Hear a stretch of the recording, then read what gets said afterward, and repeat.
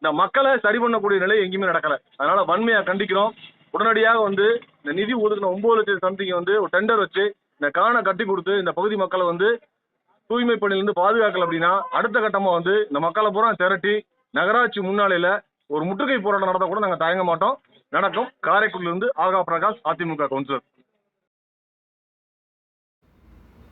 காரைக்குடி மாநகராட்சி 28வது வார்டுக்குட்பட்ட காமராஜர் தெருவில் மழைநீர் வடிகால் கால்வாய் அமைத்து சுமார் 20 ஆண்டுகளான நிலையில் தற்பொழுது மிகவும் பழுதடைந்த சூழலில் உள்ளது. இதனை பலமுறை மாமன்றத்திலும் ஆணையாளர் மேயர் அவர்களிடத்திலும் மனு கொடுக்கப்பட்டது.